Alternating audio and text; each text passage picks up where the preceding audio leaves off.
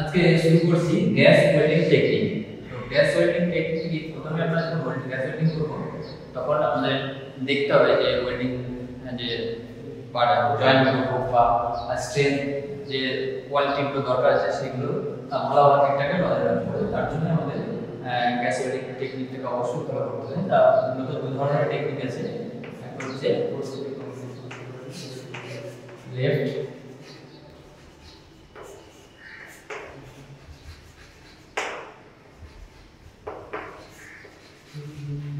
দুই নম্বর হচ্ছে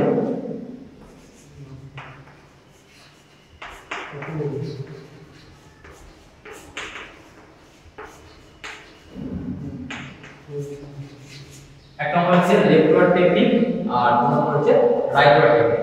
তো লেফট ওয়ার্ড টেকনিকটা কি, আমরা যখন যে কোনো ওয়েল্ডিং করব তো লেফট ওয়ার্ড হচ্ছে আমরা যদি এটা ডিসটেন্সিটাল হয় তো যদি আমরা শুরু করব কোথায় থেকে না ডান দিক থেকে, আমরা ডান দিক থেকে বাম দিকে আসব।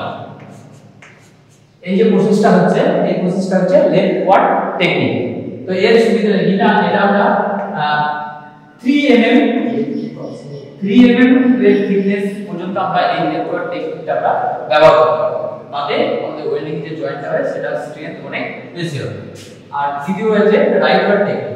রাইট ওয়ার্ড টেকনিকটা কি, এটা হচ্ছে বাঁ দিক থেকে স্টার্ট করে ডান দিকে যাব, এটা হচ্ছে রাইট ওয়ার্ড টেকনিক। এটা মূলত একদম 8 mm পর্যন্ত আমরা এই যে প্লেট থিকনেস আছে এই থিকনেসটাকে আমরা রাইট ওয়ার্ড টেকনিকের মাধ্যমে করতে পারবো। যদি রাইট ওয়ার্ড টেকনিকের মাধ্যমে আমরা করে থাকি 8 mm পর্যন্ত, তাহলে এর যে ওয়েল্ডিং কোয়ালিটি সেটা খুব ভালো হবে।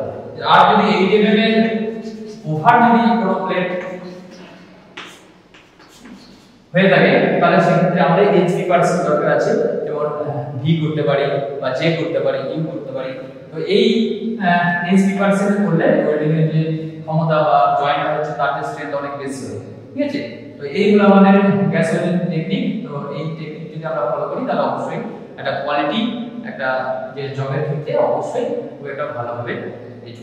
এরপরে আমরা নতুন একটা টপিক নিয়ে আলোচনা করব।